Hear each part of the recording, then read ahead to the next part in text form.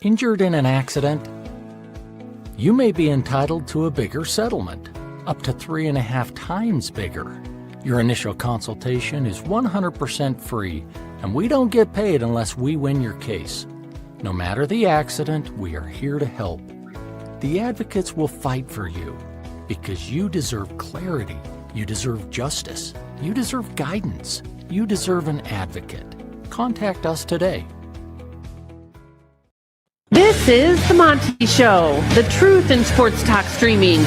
When you want unbiased opinions about your favorite team without the spin, all you have to do is find the Monty Show, streaming live and available 24 hours a day, 7 days a week on YouTube. And now, here's Monty.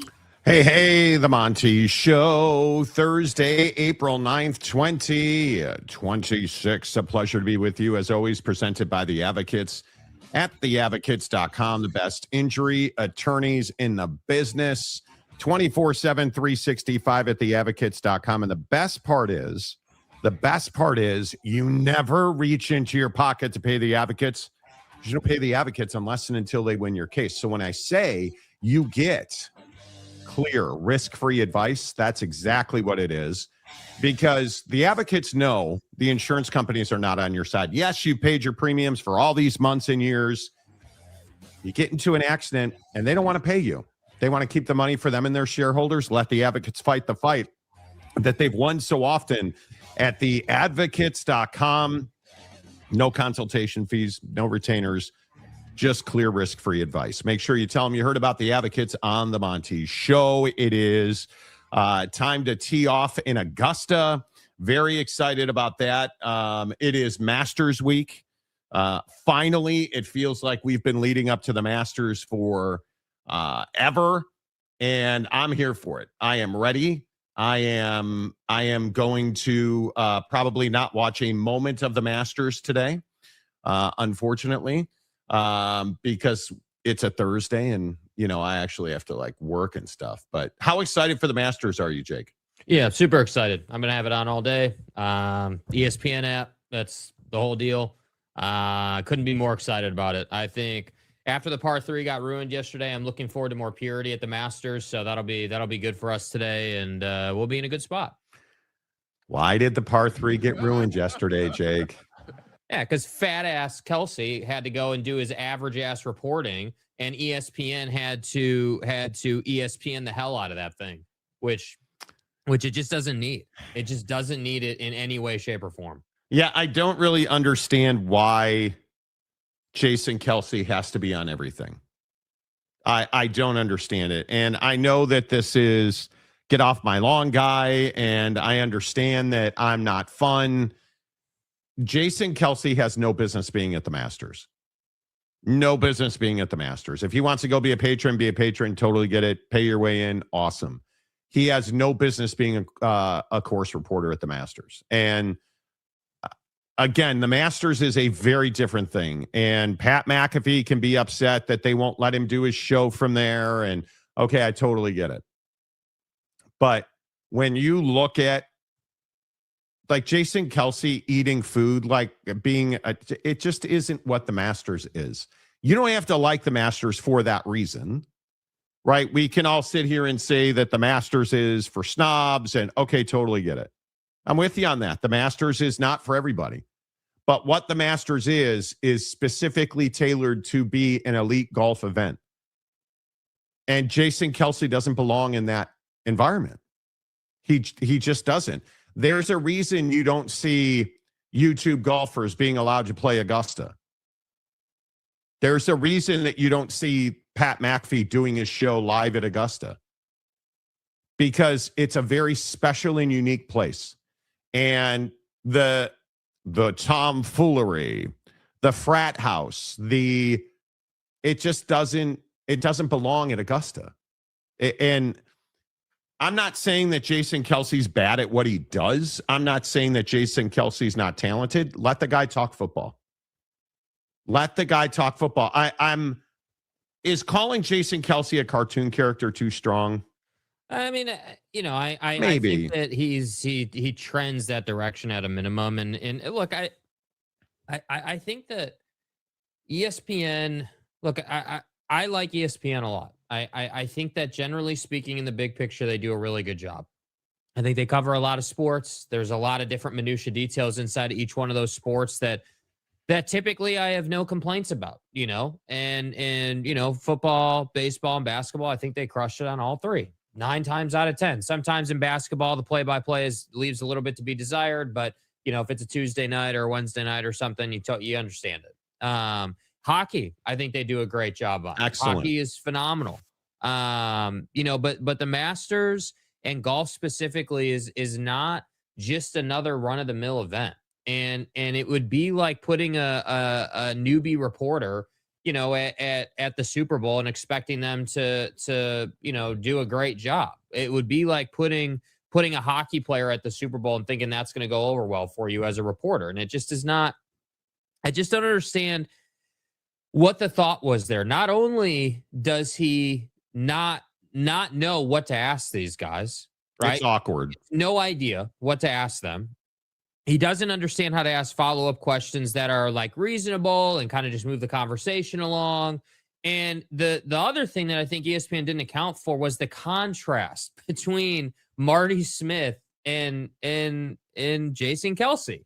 Jason Kelce is this blathering bear in massive humanity walking around in a caddy outfit versus Marty, who's out here in like an 800-piece suit, doing what he does.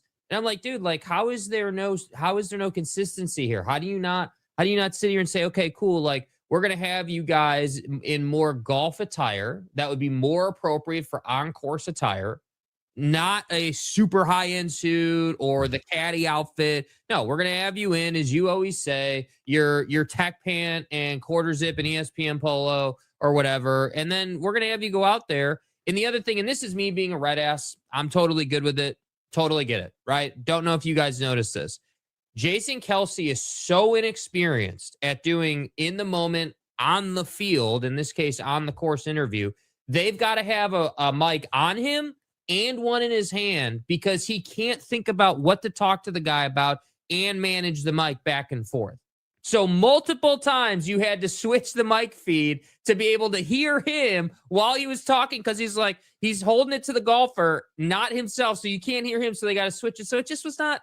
I just don't know what they were thinking, dude. I don't know what you thought was going to happen with this, man. It's just a poor experience. Yeah, it was not well done with him. I think ESPN does an exceptional job with golf. I think this was a major mistake, and I hope we don't see it again. Yeah. Honestly, I hope we don't see it again. They put out a piece on Gary Woodland yesterday that I retweeted it. It's Jeff Darlington. It's everything that you want ESPN to be. You got that in the Gary Woodland piece. And then you have Jason Kelce making a complete mockery of the Masters yesterday. Yeah. Like the contrast is what's so hard to follow. And the swing in quality is so difficult to digest between Jeff Darlington doing a piece on Gary Woodland and Jason Kelce trying to eat as much food as possible. Like, it's really stupid. So like maybe at the Phoenix Open that worked. It did not work. It did not work at the Masters. So put him at Pebble Beach. Put him at the Phoenix Open. Put him at a run-of-the-mill tour event. Get him some reps before you just go and throw him into the Masters, dude. Like, come on. Yeah. So we'll talk more Masters as the show progresses. They are underway. I would remind you, congratulations to Hao Tong Lee, who is currently the leader of the Masters at even par through 2. Look at you. So Max Homa is even par, tied for the lead after 1 hole. Nice. So, tough start for Johnny Kiefer, though. +1. That's not how you want to start your Masters, coward. I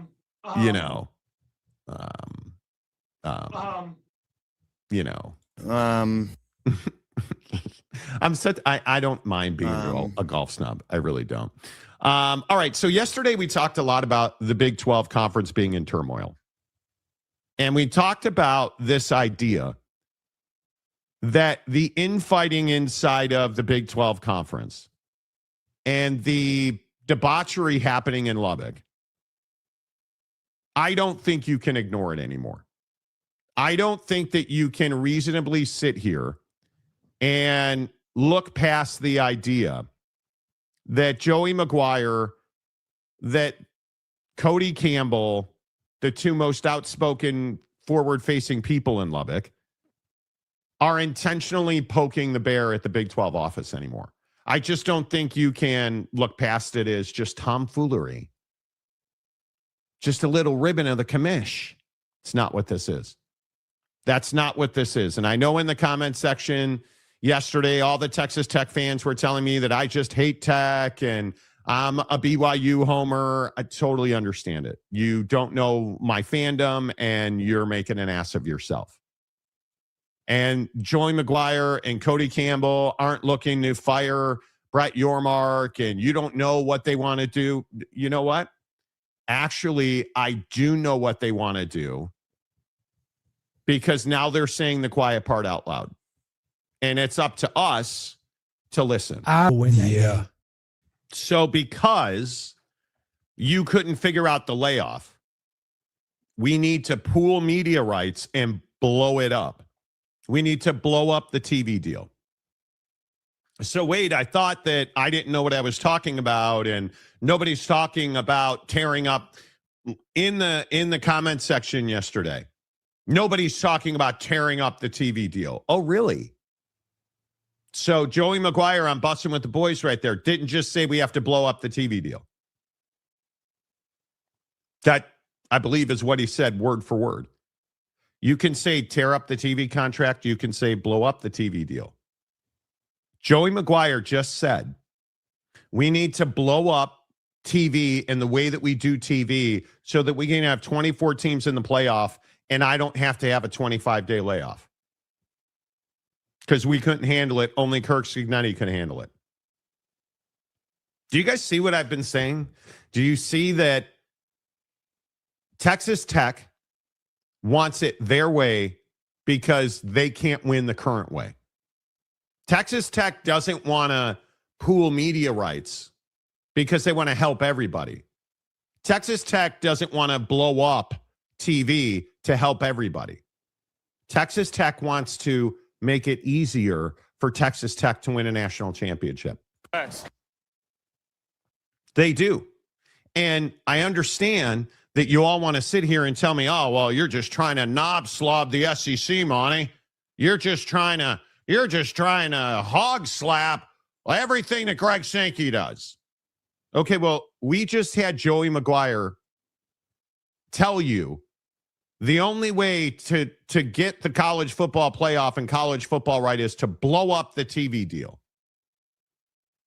Note, he did not say it was to play a more difficult schedule that would help you with strength of schedule. Yeah, again, I'm not going to complain about it. I was very outspoken in meetings with the commissioner, with president's athletic directors. That was not, in my opinion, that was not a good idea until the system of how they selected teams was fixed. Until it was fixed that there were automatic bids, until it was truly fixed that a strength of schedule matters how it should, much more like basketball does. Until that's fixed, it made zero sense to me to go add another hard game, put teams on the road 5 times in this conference, which top to bottom is the hardest conference to play in and the hardest stadiums. But we did. I understand there's always things that go into decisions besides the way that I think. And so I'm sure there were financial reasons for it, but I don't think that anybody now that they've kind of seen how selections have gone, thinks that there's value in that from that standpoint. And you're going to continue to have this, in my opinion, this threshold until they go to more teams or a different system that 10 and 2's in, 9 and 3's out. So wait, the SEC, are you telling me the SEC wants to make it harder to win the conference by adding 9 games and thereby adding a 5th road game, while Joey Mcguire and Cody Campbell are trying to blow up the TV deal so that it's easier for them to win a championship at Texas Tech? And then you want to make the argument that the Big 12 is somehow better, because this argument also has happened for the last month in the comment section, that the Big 12 is actually the second best football conference in the country. arguing that the Big Ten is the best, which is complete nonsense. But you're trying to make the argument that somehow the Big 12 is a better football conference than the SEC because Cody Campbell told you it was, which is ridiculous to me. You have this situation in the Big 12. And I'm just going to continue to say, as awkward as it is to watch Lane Kiffin stand up there and, move Sway. back and forth, buddy, relax. He's right. It shouldn't be easier to get into the college football playoff. It should be hard. It shouldn't be easier to win a national championship. It should be hard. We should give Kirk Cignetti credit, not be like, oh, well, he's the only one who's done it. We got to blow up the entire system so I can do it. No, we don't. Win. Google me. No, we don't. And furthermore, if you're in Lubbock and you're trying to essentially, in my opinion, do everything you can do to get Brett Yormark to leave this conference because Cody Campbell flapping his gums while sitting on his wallet. Joey Mcguire talking about how, well, we got to blow up the TV deal. You know, the TV deal that Brett Yormark busted his ass to get you and that you approved? Yeah, we're just going to blow that up. Let out that work. Who cares? Texas Tech has to win. Pew, pew. Cool. No, we should not. And if Brett Yormark leaves this conference, it will squarely be on Cody Campbell and Joey Mcguire, in my opinion. Simple as that. And I think I'll say it on Thursday, April 9th. Joey Mcguire and Cody Campbell are bad for the Big 12. They're bad for the Big 12. They're not raising the bar. They're not in comment section level setting. They're not. Texas Tech isn't level setting anything. Texas Tech is being selfish. Texas Tech is being a bad partner. Texas Tech is I think, intentionally trying to stir the pot in the Big 12 to cause unrest. I believe that's what's going on in Lubbock. And frankly, I think it's bad for the Big 12 and it's wholly unacceptable.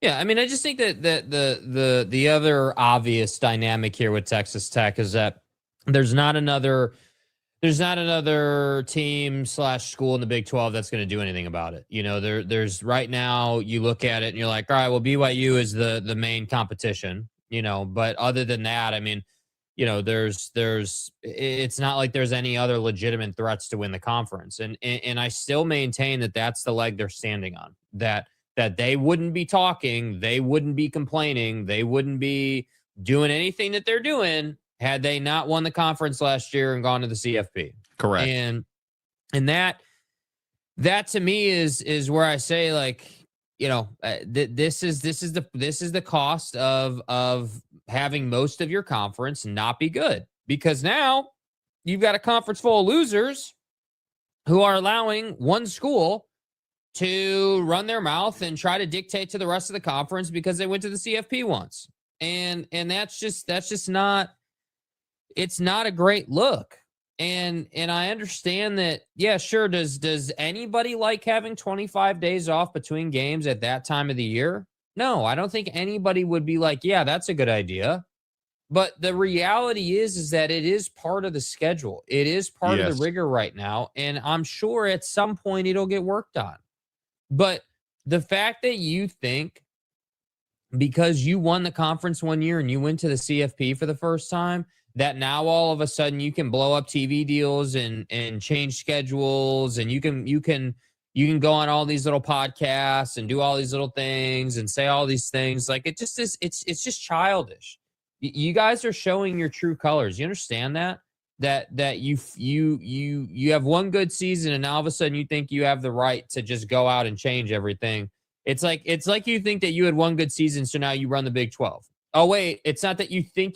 I think you think that. You told me you think that, Cody. You told me that everything runs through Lubbock.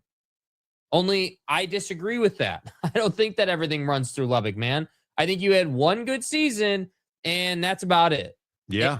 And I just think it's incredible that this is what goes on in the Big 12. And I'll keep saying it over and over again. The Big Ten is known for scandal after scandal in their conference, right? That's their reputation. They're good. They win national championships. They're in the CFP every year. You know, they're obviously winning in both basketball and football and women's basketball as well. But they're known for, their reputation is that they have scandal after scandal. The SEC, what's the SEC's reputation? Well, the SEC's reputation is that it's the toughest schedule in college football, that they typically are going to put out some of the best teams that we're going to see. And typically the only problem you're ever going to see in that conference is Kirby Smart and his guys. And then you have the ACC that wants to sue each other, and then you've got the Big 12 with one team, and everyone seemingly just can't get on the same page. And that's why I say you wonder why you are the worst conference in college football right now. You wonder why people don't respect you. You wonder why your reputation just takes a beating every day. Like, that's the problem, man. Like, you're not doing it right. Yeah. And again, I'm just going to go back to what I've said repeatedly. Brett Yormark has other options. And I talked about this yesterday. I've talked about it for going on a month now.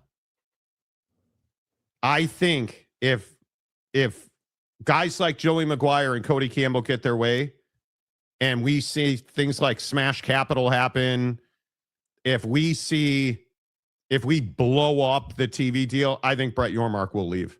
Pack everything up. We're out of here. Because I'm just going to continue to tell you, if you continue to hand stupid people more money, they will do stupid things as stupid people do with their money. They will continue to do stupid things. They will continue to Okie State and Okie Light this conference to death. And if you bend the knee to guys like Joey Mcguire who don't want the gauntlet, Joey Mcguire does not want the gauntlet. Joey Mcguire wants the easy button. Joey Mcguire wants to not play on Friday nights. Joey Mcguire wants to blow up the TV deal so we can blow up the college football playoff so I don't have to do what Kirk Cignetti did. Do you understand that that's what he said in that clip? Yeah. And I'll play it again for you. Joey Mcguire, the head football coach, is sitting in his meeting room on Bussin' with the Boys, saying the quiet part out loud. We don't want to have to do the hard part. We don't want to work hard. We want it handed to us. So you want the easy route. Let's just blow it all up and make it easier for ourselves. And again, not to be redundant, now do you see why Cody Campbell wants to pool media rights? Now do you see why What did we talk about yesterday? The dregs of this conference want to pool media rights? I don't know. What did we talk about yesterday? What was their actual desire? What was their actual motivation? That was the question. Why are you trying to do this? Well, now we know. Now we know. You want the easy button. You want the easy path. And listen, I'm all for if you want to have a business conversation about efficiencies and making things easier for yourself, and I'm all good with that, dude. But the reality is the system is the system, and I feel like so often now, all we ever talk about with college football is these guys trying to cut corners and trying to make it easier, and Dabo and tampering, Joey and Cody with the 25 days off and the media rights, and it's just a soft ass mentality, dude. It is a weak ass take, man. And again, I'm just going to keep saying it. You're not hearing Dan Lanning do this. You're not hearing the best of the best do this. You're hearing the guys who don't make it regularly, who made it for 1 year, say, well, we need it easier, dude. We need this and we need that. Like, Ryan Day's never going to say this, dude. Lane's never going to say this, right? All they're going to talk about is just structure of the CFP. They're not complaining about 25 days off, or like, they're not, man. And it just is. The Friday night thing. Yeah, or the Friday night thing. It goes back to this thing about listen to what Joey Mcguire talked about on Friday nights, and you now know they've known this thing with Texas Tech and Houston was coming, Because listen to what Joey Mcguire said going on a year ago now. Friday night is such a sacred time, and so we've got to really think through that. Talking to a couple of different coaches not in the state, they feel like it would be easier for them because it is a great idea. And so is it a deal to where Thursday night becomes more of a big deal than Friday night for the Big 12? Because it's got to be something that we really have to think through. The great thing, I really do think, if we get everybody in the room and sit down with our commissioner, he will listen and understand where it's coming from. Excuse me, July of 2023. My bad, 3 years ago almost. They've been trying to avoid playing on Friday night for 3 years. Why? Oh, because it's harder.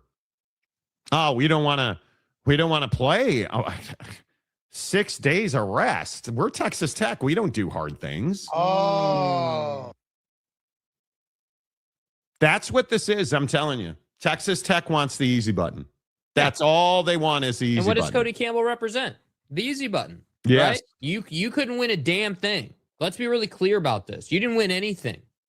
You didn't win anything until Cody showed up and started spending money. And then all of a sudden, oh, you have more talent. You have, you get some NFL draft prospects on your squad, and now you're a little bit better of a team. And I'd also point out, just as a shot over the bow reminder, when was the last time on this show we talked about somebody needing an easy button, somebody needing an advantage? Oh, that's right. The Jim Harbaugh saga. Couldn't win a damn thing. Couldn't beat Ohio State. You needed an easy button. So anytime someone's looking for easy, anytime someone's looking to get over the hump, anytime someone's like, yeah, man, I just need, I need this or that, and we need a break here, we need easy there, bad things happen, dude. And we're seeing it again. People in this conference just don't want to do what's required. I will just keep saying that. You don't want to do what's required, right? Welcome to the nightmare. Hello. It's got to be best of the best for the CFP. And clearly, as a Big 12 and UCF fan, we aren't cutting the mustard, man. UCF. I think UCF is one of the most disappointing performance stories in all of college sports. There's just no reason for them to suck. Oh, wait, that's right. Scott Frost. Never mind. My bad. We all have to do better. Yes, indeed. JJ Barea. God, I hated you as a player. It'll be easier for everybody. Nobody likes a 25-day layoff. But that's not what he's saying, though. I don't even disagree with that take, but that's not what he's saying. I would agree. David Persons. Hello, David. This has been a problem with Texas Tech for years. They don't want to raise their game. They want to lower other people's games to their standard. I would agree with that. 34 random letters. Okay. They call it Raider Rash for a reason. Who the f*** is that guy? But the thing is, I really liked the Joey Mcguire story. High school football legend, state of Texas, Friday Night Lights, bitches. And he could not win at Texas Tech. Schemers trying to control their little worlds. Because he couldn't recruit. And his systems were not good. Oh, and then Cody Campbell showed up and started spending money. So is it Jody? Is it Joey or is it Cody or Jody? Put them together. I don't know. That's still up for debate. Because is there any pressure on Joey Mcguire right now at Texas Tech? Highly doubt it. Highly doubt it. Mike Smith, just a few things. Okay. Most teams are selfish and want to do what's best for them. Either you want to praise a team for doing whatever it takes to win or you bash it. No, I disagree with that. I think most teams want to do what's best for them, 100%. But listen to, if this is correct, if your take is correct, why is Joey Mcguire talking about Notre Dame? If most teams want to do what's best for them, why is Joey Mcguire talking about Notre Dame? And that's great. The Notre Dame fans are going to get pissed off. Why are you talking about Notre Dame? What's the What's the rub with Notre Dame all of a sudden? Because you want the easiest way, and you think Notre Dame's got the code, because they went on to talk about how Notre Dame's schedule and all they have to do is win. And so why don't you go independent then? If you hate Notre Dame's setup so much and it's so easy to get in, why don't you go independent? Because that's hard work. That now you don't get to use a chainsaw, you got to use an axe. It's very different modalities. But yeah, here we are again with Joey Mcguire flapping his gums about somebody who's got an easy route and he doesn't.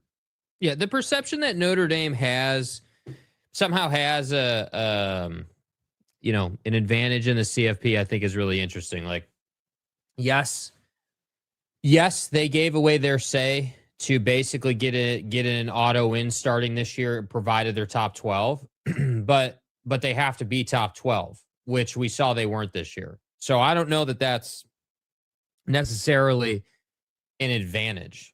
I think that yeah, Notre Dame looks good this year, but if you take it in 5-year chunks like we do with everybody else, I would be curious to see what that actually looks like for Notre Dame in the long run. Not the easy button. Also, the SEC did not go to 9-game conference games. They went kicking and screaming. Well, the coaches went kicking and screaming. I think Greg Sankey got exactly what he wanted.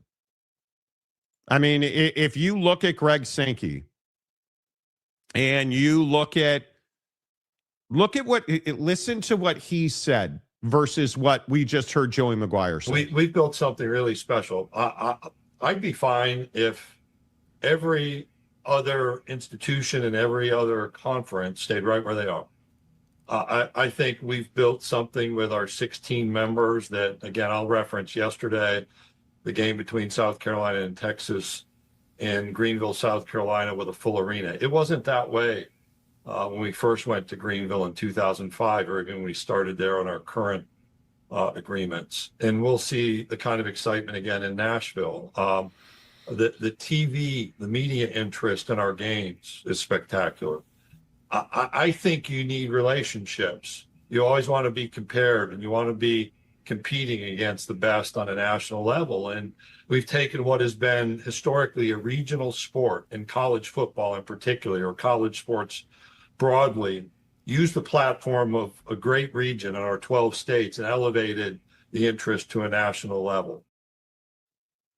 So wait, let me get this right. You don't want to blow up college football in the TV deal so you have an easier route. You're saying that you want to make it more difficult for your teams and that you want to play the very best teams possible every week. That's so confusing because Texas Tech is saying we got to blow it up so that it gets easier, not more difficult. But, Greg Sankey, he runs the Death Star, and all Greg Sankey wants to do is continue to crush the little guy. There is joy embedded in what we do, and we take pride in what was accomplished last year. Our first as a 16-member, what I think is a super conference. For all of those of you who like to speculate about super conferences, welcome to one. Kicking and screaming, they went to 9 games. So let me get this right. So Joey Mcguire and Cody Campbell want to pool media rights. Mike Gundy, who a lot of you sat up on this show and said was a legend and an all-timer and a Hall of Famer, literally held the door open for Oklahoma and Texas to get the hell out of the Big 12 because, well, who needs Bedlam? They, in turn, left the Big 12 for the SEC, and that's Greg Sankey's fault. And Greg Sankey didn't win, and somehow he's still a villain, even though he's making it more difficult for his schools by playing a 9th conference game. And he's not talking about blowing up college football. He's not talking about blowing up the TV deal.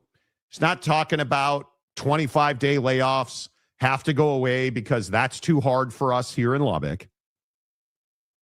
He's talking about making it more difficult, making it so, that people come together, we have commonality, and we talk through things. Remember the bite where he said, and I think we still I want ideas. Remember that? I don't need lectures from others about good of the game. I don't lecture others about good of the game. And coordinating press releases about good of the game. Again, okay, you can issue your press statement, but I'm actually looking for ideas to move us forward. So he wants ideas to move forward, and Texas Tech wants to pool media rights by blowing up the TV deal so they don't have to work hard. That's what this smacks of. And sorry, man, it's just I'm not willing to do it. I'm not willing to do it.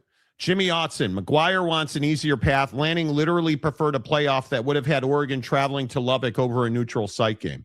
Yep. Don't disagree with that. Don't disagree with that. Texas Tech does not want to put the ball in the hoop. Nope. They ain't trying to, take that path. Paul didn't go in the hoop. Yeah. Ball didn't go in the hoop, bruh. It's hysterical to me. Is it possible? Oh boy. Oh dear. Anytime James shows up, well, anyway, he starts with, is it possible that Tech is playing the bad guy? No. So other teams will hate them. Everybody already hates Tech. And then more people will watch. Stop. So this is just a heel turn to get more people to watch Texas Tech football. No.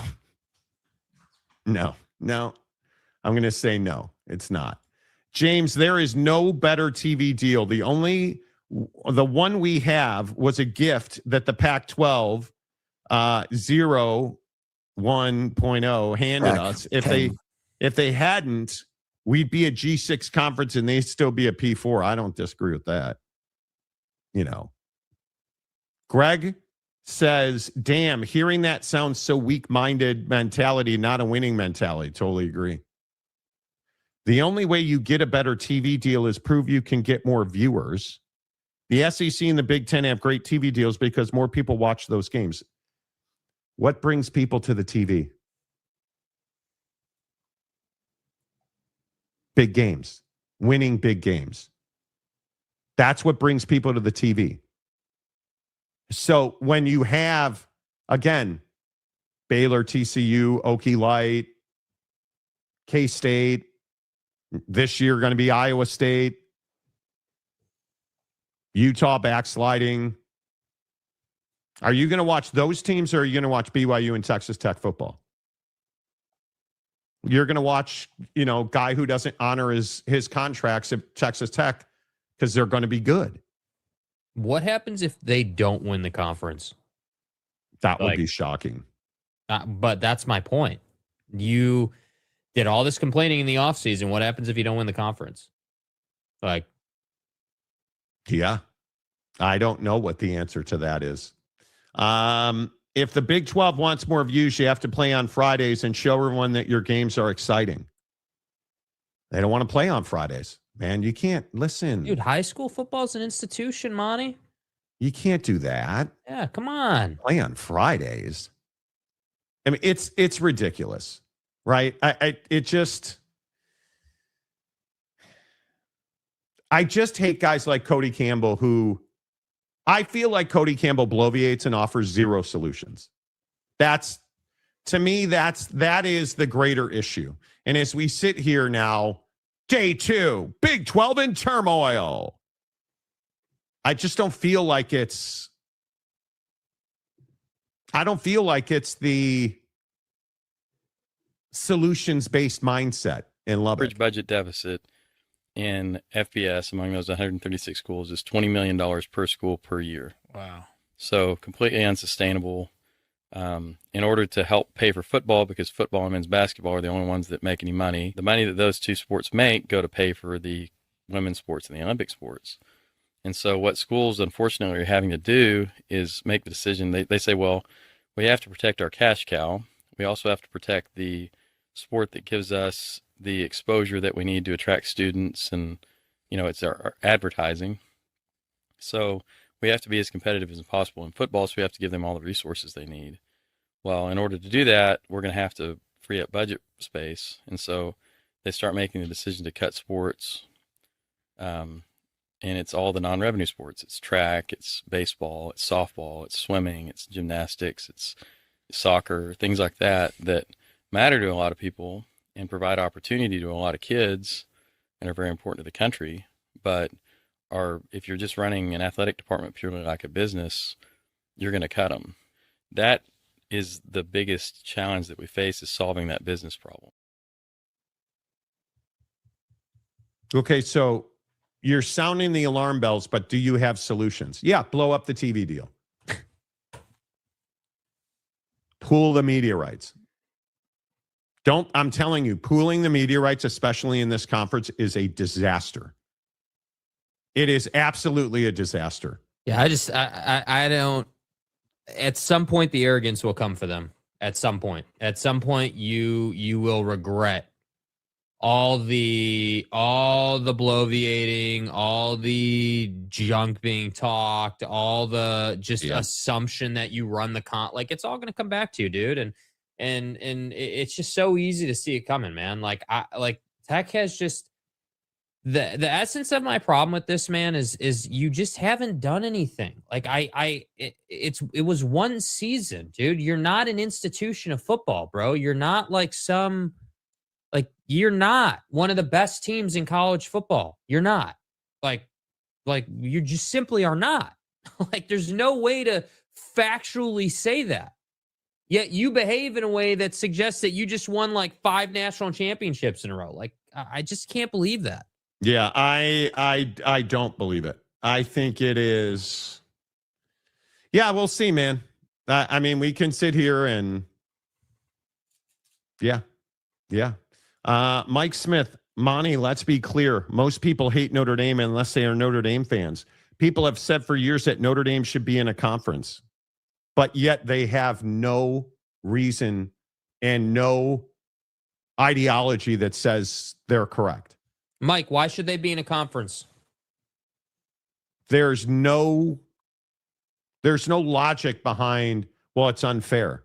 Okay, well, then you go beyond. If Notre Dame has such an advantage being an independent, which they don't. If Notre Dame has such an advantage being an independent, why aren't you guys independent then? If it's such an advantage, why isn't West Virginia an independent? Oh, because nobody wants to play West Virginia. Oh, because people don't watch West Virginia on TV. Oh, because West Virginia doesn't have a deal with NBC. That's right. Because Notre Dame is a brand. Notre Dame has value. Take my fandom out of it. There are few bigger brands, maybe none bigger in college football than Notre Dame. There are few TV deals, maybe none, that are as lucrative as Notre Dame and NBC. There are few, if any, programs that are talked about as much as Notre Dame is talked about. Do you think the college football playoff negotiated an auto bid for Notre Dame because Notre Dame's just, man, they're a pain in the ass. Notre Dame doesn't make us money. Nobody wants to watch Notre Dame games. Yeah, we don't want them. I mean, come on. Let's give them you know what? Fuck Notre Dame. I say we put him in every year so we can humiliate him. Yeah. Let's humiliate him by giving him a free pass. If being independent is so easy, why aren't you independent? Yeah. That's what I think is funny. Like, Mike, you're trying to roll out this double standard, and you're like, it's the problem is that Notre Dame, if we're talking about, double standards, or we're talking about like this, being selfish as an example, dude, like Notre Dame's been walking that walk for decades at this point. Like Notre Dame's entire business is built on being selfish. And through that, they've won national championships. They've been a consistent contributor to the CFP. They're clearly in the conversation every single year. Like you look for them, you're waiting for them. Dude, Notre Dame and Miami and the drama around that, I would argue, powered the CFP this year. So before we go comparing Texas Tech and Notre Dame, and you accusing us of having this double standard, no, there's not a double standard at play. The difference is that Notre Dame's entire existence is built on being selfish because they're independent. Texas Tech is not independent, has a TV deal, has structure, has a clear path to the CFP, yet that's not good enough. So now you want to be selfish and you want to blow up a TV deal that would impact everybody else. So if Notre Dame blew up their TV deal, nobody else would care. They'd all laugh at them. Like, that's the difference, Mike. So, and I can argue that Notre Dame doesn't have an advantage. What is Notre Dame's advantage? Oh, well, they have an Monty. Right, but how did that advantage work out last year? Now, we lost the only 2 games of consequence on our schedule, and then Pete Bavacqua was a complete cockface and said one of the stupidest things I've ever heard. Don't worry, we still have it if you want to play it. I mean, I just... Shut up, Jake. What's the advantage of being Notre Dame? The golden helmets. Go ahead, tell me the advantage. It's not an advantage. They've built the position that they're in. Oh, well, they don't play anybody, Monty. That's funny. Because I look at, is this year's schedule incredibly difficult? No. I don't. The victory has already been won. They don't have a national championship contender on their schedule. Maybe you could argue Miami. Maybe. But what would you say about like 2027 when the schedule's finished? Oh, wait, that's right. They have an advantage. So their schedule for 2027 is built out, right? It's not. I think they have 3 slots available. Oh. But then again, and I know that nobody likes Notre Dame. As Mike said, everybody hates Notre Dame. Is that why in 2028 we're playing Texas, Arkansas, Auburn, Clemson, and Miami? Well, that's just 1 year you had a good schedule. Okay, 2029, Alabama, Texas, Florida State, and Clemson to end the year. We're playing to end the year. Well, that's just a lucky 2-year run. Okay, 2030. Who could we how about we play Indiana? You want to know what the schedule in 2030 is? Indiana at Alabama, at Louisville, Clemson, Duke, Florida State, North Carolina, Boston College, and Navy so far. Google me. Oh, man, Notre Dame's got it easy. Holy cow. So let me get this right. Your schedules aren't locked or complete. You don't have 9 games on your schedule that you're automatically playing. If it was such an advantage, everybody would be independent. You know what I'm saying? Tom Dubay. Texas Tech and Utah have this embellished viewpoint of themselves. I don't know about all that. Does Utah have an embellished viewpoint of themselves? We'll see. This is why I see it, Brett. This is the way I see it. Brett Yormark is the commissioner of the Big 12, so he makes the final decisions for a conference. So I think Cody Campbell and Joe Mcguire should just stop whining. But they won't, because rich people don't ever stop talking. Trust me, I work with a bunch of them. Try renovating $1 million mansion with a millionaire. See how easy that is. When they've never designed anything, and then you're the design professional and they want to put, pink polka dots all over the wall. See how easy that is. Mike Smith, Texas and Oklahoma was going to leave the SEC and had nothing to do with Gundy. So let me get this right. Mike Gundy saying that nobody wants Bedlam. Nobody wants to play Oklahoma. This game's not important to our fan base. So you think if the Big 12 had given Texas and Oklahoma the deal that the ACC gave to Florida State, they wouldn't have left. I think that you would have had a chance to keep them. Do you think Texas and Oklahoma have an easier route in the SEC? I would say they don't. But again, if you think Mike Gundy had nothing to do with Texas and Oklahoma leaving the Big 12, you're crazy. You're crazy. I don't know how you math that. Mike Gundy talking about and talking down to and disparaging Oklahoma for all those years, you think played no role. I need some of what you got because I can't. By the way, did Texas and Oklahoma try to blow up the SEC TV deal when they got in there and they had their first good season? I don't seem to remember that happening. Yeah. Right now, the SEC is the best conference. It's about shame that the Big 12 didn't fight harder to keep OU in Texas. Well, you guys didn't want him. You guys didn't. Bedlam doesn't mean anything. Ollie Gordon, he's the best running back in the country. Should probably stop. It's too easy. Phil Venzer. Good morning, Phil. Does having a super conference blow up the TV deal we have now sounds like Starkey doesn't want a super conference? Stankery. Okay. Stangry. I think having a super conference would require changing the TV deal.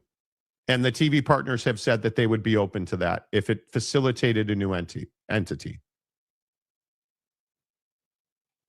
So, Tech is a member of the Big 12, and they need to play when the Big 12 tells them to play. I would agree with that.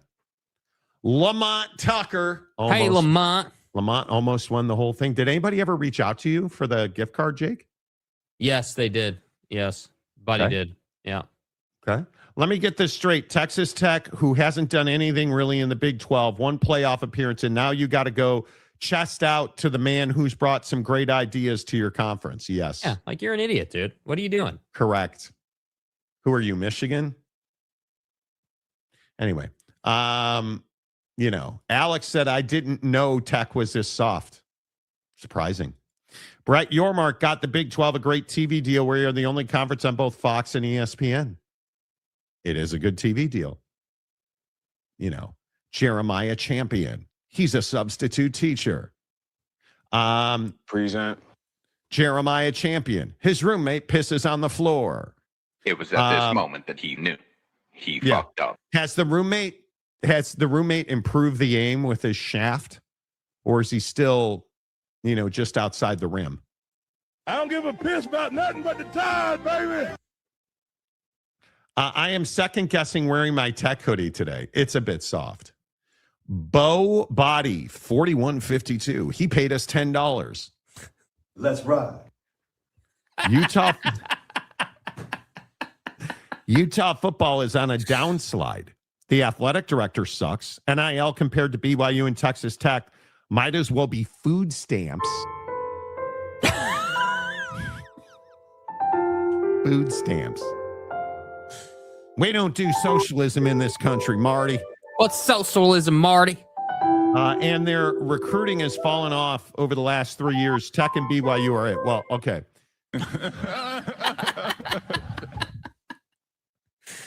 So Devin Dampier represents a fall off in recruiting at Utah. I'm going to say, and I could be wrong, and I know I don't know ball. I'm going to say that Devin Dampier is a pretty good recruit, and their defensive recruiting is pretty good.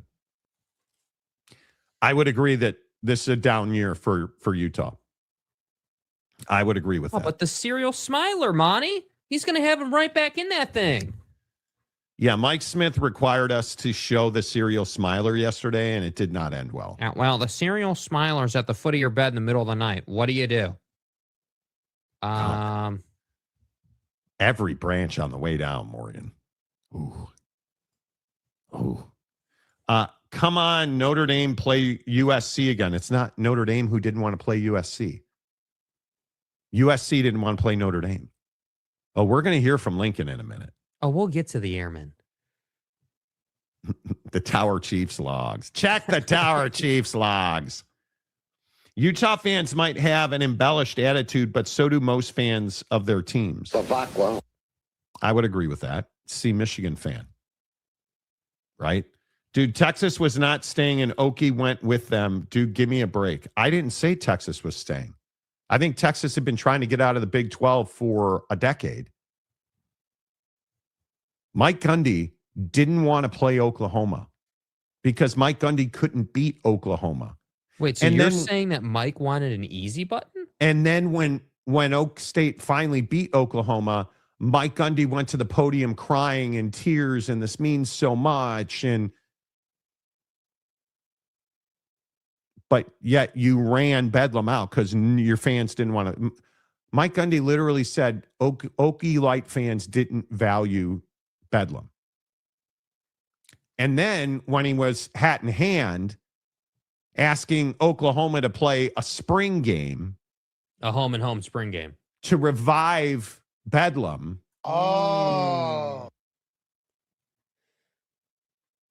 You can't have revisionist history. I would agree that Texas was not probably staying in this conference no matter what.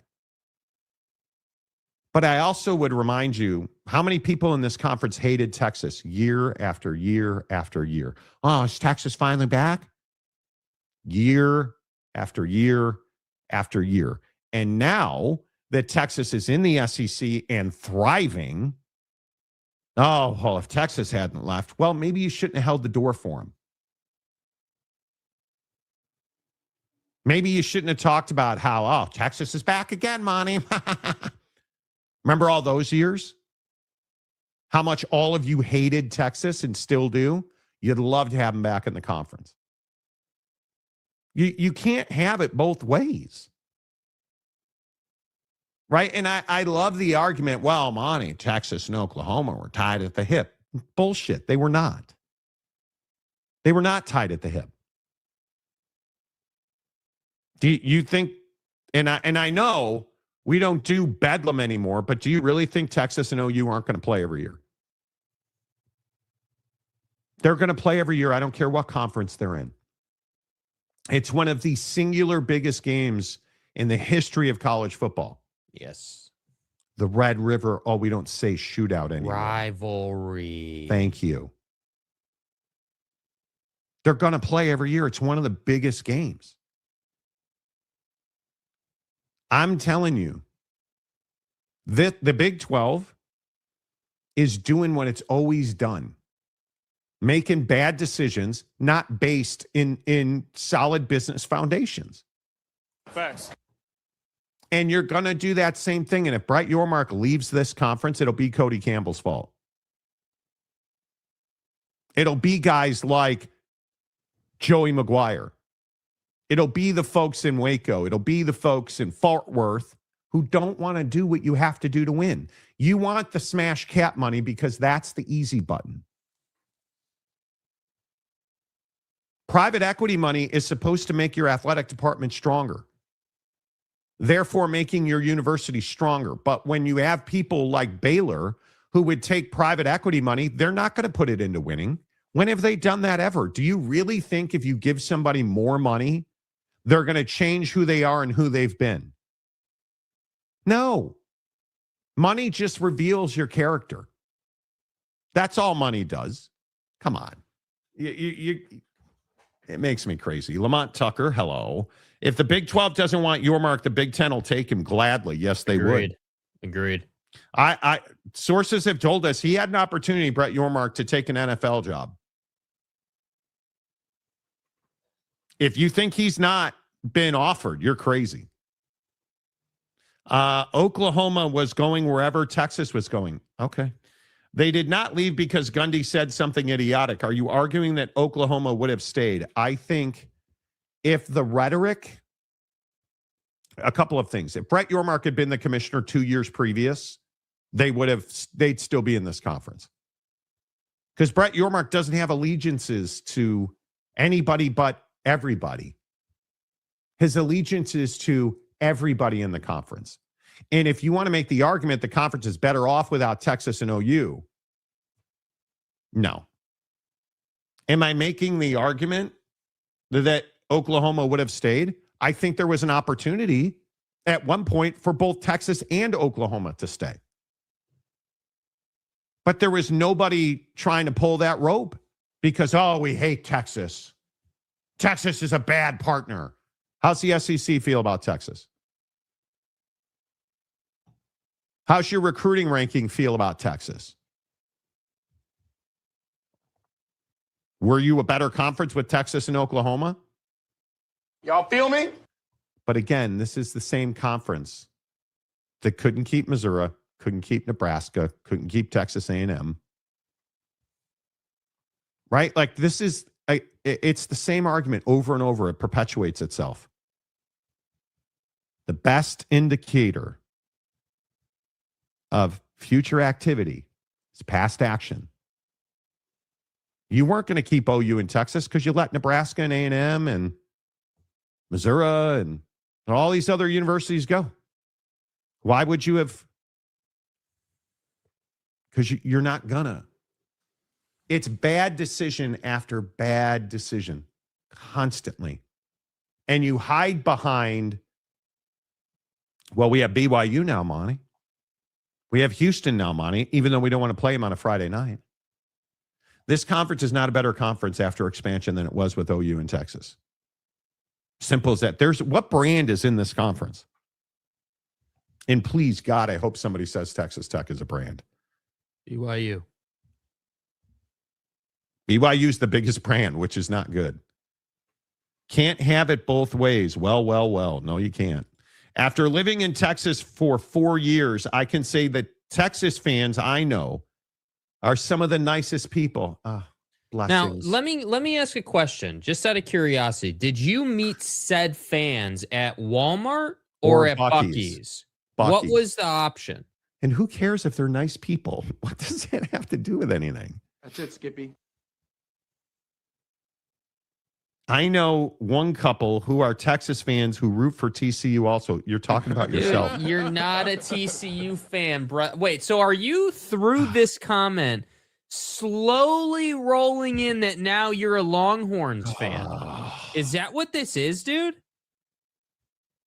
I mean, you're sitting here saying that Texas fans I know are some of the nicest people, but you also said that you don't really have friends and it's you and the wife. So does that mean that your wife is now a Texas fan? Is it you and the Osteen family who have never taken a paycheck from Lakewood? Man, I can't wait to rip him, dude. Oh, we'll get to Joel Osteen. Texas and OU bring TV viewers. If they had stayed in the Big 12, TV deal would be worth more. Okay. Tom, wouldn't it make sense for the Big 12 to add Eastern Seaboard schools? No. Launch its own TV network? Absolutely not. Really lean into strategically to grow or risk withering over on the vine. The days of having the Longhorn Network are over. Tier 3, that's called, doesn't exist anymore. And the Big 12 has a fantastic TV deal. They don't have a good TV deal. They have a fantastic TV deal. Really, really good.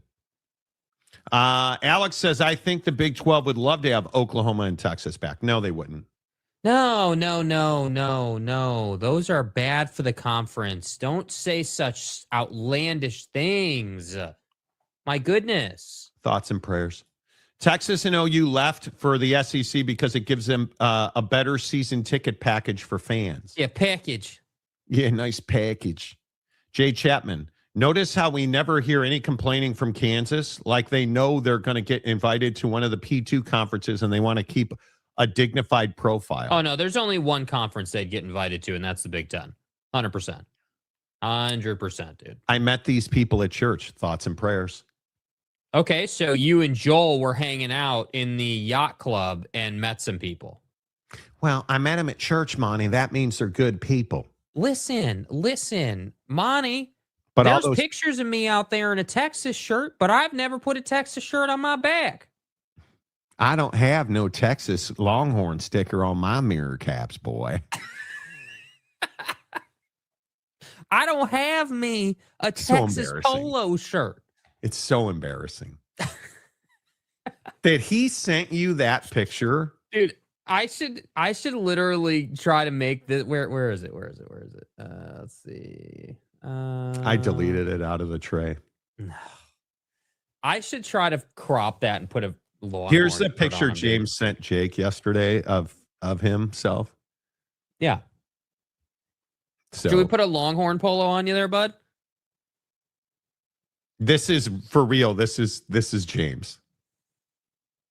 Hey, look here, man. Who now is all in. This is James, and I'm not joking. This is James. This is the Japo shitbox we always reference. Too bad. Notice on the driver's side mirror, there's a TCU sticker. Yeah, stickering the back of the mirror is crazy, dude.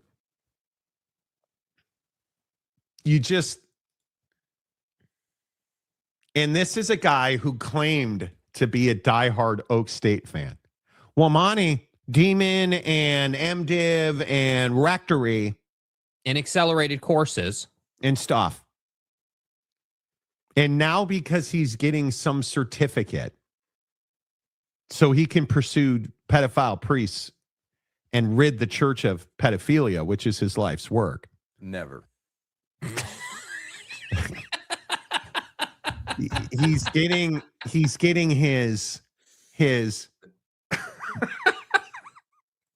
divinity certificate thing at TCU. So now he's all in on TCU. Oak State never existed. Ollie Gordon never got a DUI, never ran stairs, and stuff. Some of the worst people in my life I met at church.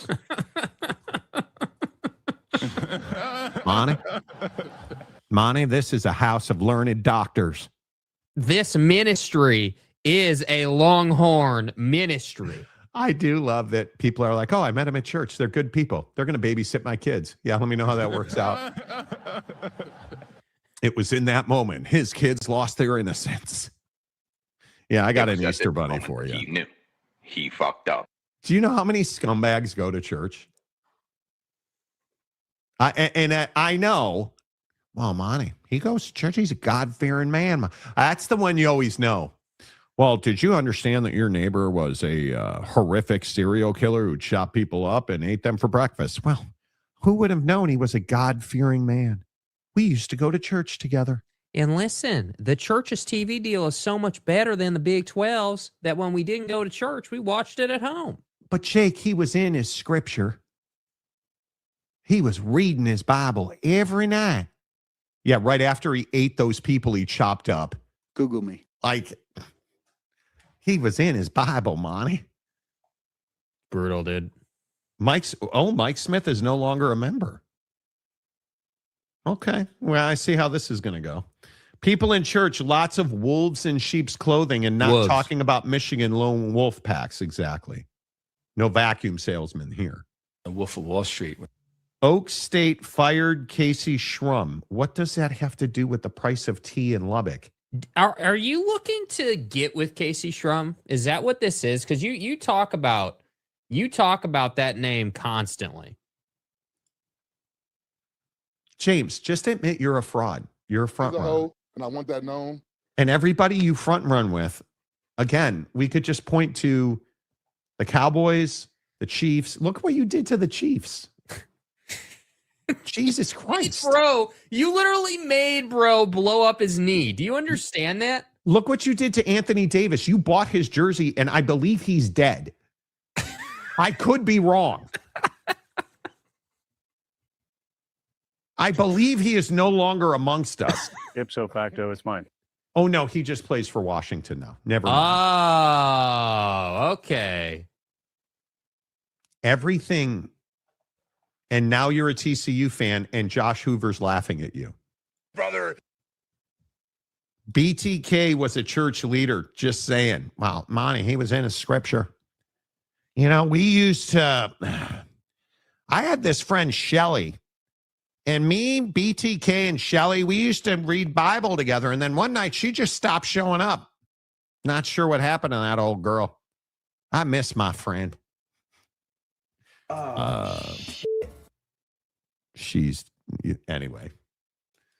No money in Google Play account. Got to get a new card. Oh, so now we're the poverty program? Like we're on food stamps here. Program. Huh. Okay.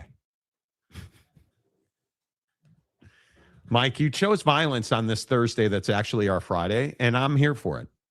By the way, a quick Masters update. We have our first awkward skull chip of the tournament. Oh, no. Hawk Eater's 20 feet off the green and skulls it from the front of the green to the back of the green, and it hits the wall. So we are off and running in the Masters. Well, listen, Hawk Eater's a PXG guy. Always good to see the professionals being one of us. You know, that's fine. Are you watching the Masters right now? Not right now, no. It's not on ESPN until 6:45. That's right. And Rory and DeChambeau are playing together. I think that's going to be great. Okay, there's a belch for you. That's at 7 o'clock. DeChambeau and McIlroy tee off at 7 o'clock. Got to watch it, dude. Great rivalry. Yeah. You know there's going to be junk talk. You know that it's going to be like that. Yeah. The problem is today, I'm in a weird spot. My wife is working from home the next 2 days. Like, I can't be nude. I can't just be sprawled all over the couch. And when Rory's playing, dude, you know it's a Diddy party up in this piece. Stay hard.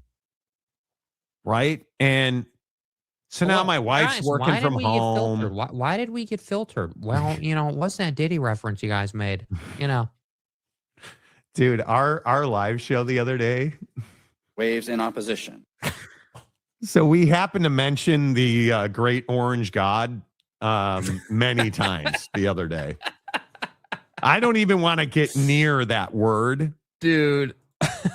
So we mentioned the dude. Yosemite. Same thing. We talked Everybody about gets a test. We talked about Buddy. Oh, dude. And do you know that they limited the viewership? And one of the things that's been happening on YouTube is like you have to do all this back end work on YouTube, like put in tags, metadata, all this stuff. So I said, yeah. But a few of the videos, it's just not been showing up. Yeah. And I was looking at this last night. It started with that Donnie video that got restricted viewership. Not appropriate for all audiences. Mm. And since then,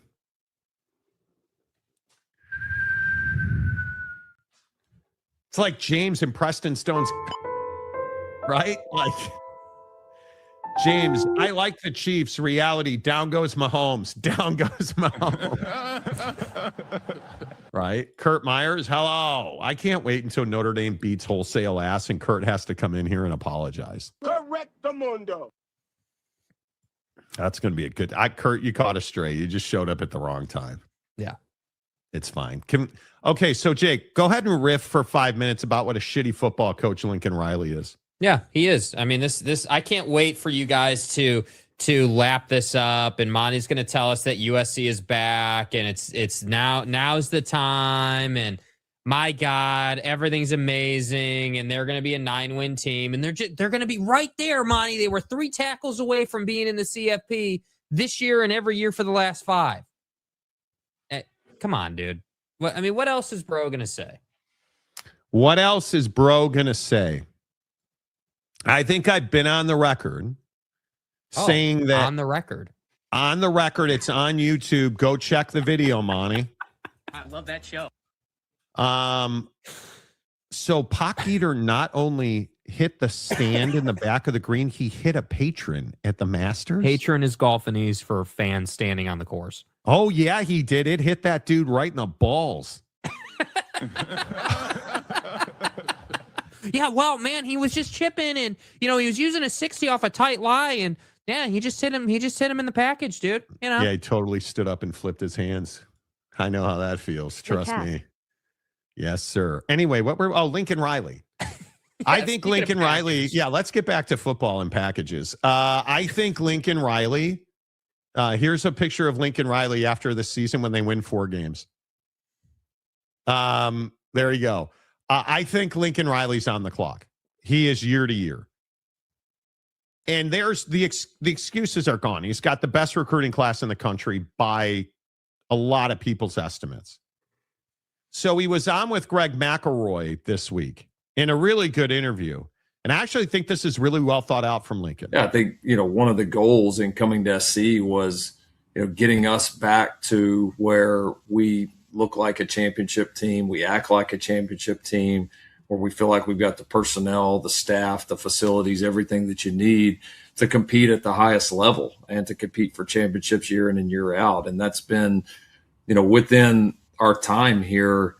Of course, each and every individual year, you're trying to do as good as you can, win as many games as you can. But then also, when you're building something, you have to have some big picture vision, right, about where this thing is headed. And I just, I think due to the hard work of a lot of people and USC really being all in with football and really investing in a great way, so much has come a long ways here. And the reality is our opportunities to win at the highest level, to be the type of program that we want to be, and that we know we can be, is that time is here. That time is right now. What do you think, Jake? I think he's an asshole, Monty. I don't think he's an asshole. I just think that he's saying what he needs to say. He's. I mean, again. So what's wrong with that? I mean, there's nothing wrong with it per se. I mean, I'm not criticizing him for saying it. I just think it's. I mean, if Dan Lanning was saying this, we'd be talking about it. He's a Rhodes Scholar and this type of deep thinking and stuff. Yeah, the only difference is Dan goes to the CFP regularly and Lincoln does not, and so that's kind of the difference. And so it's this whole deal where Dan goes. He's been there twice, and Jake is running out. Well, Dan goes to the CFP every year he's ever been a football coach. Yeah, I mean, Dan's won the Big Ten. Dan's only guy to ever take a Pop Warner team to the college football playoff, Monty. I know Dan is terrible and awful, and he's a trash head coach. But he's a trash head coach. He did what Lincoln hasn't done yet. So I'm still waiting for Lincoln to show that his defense can tackle anybody, and that I agree with that. That all the attention that Maiava gets is warranted, because Maiava's a really good quarterback, but they've got to put it together, man. Do you Empty. The opposite of full. I want it so bad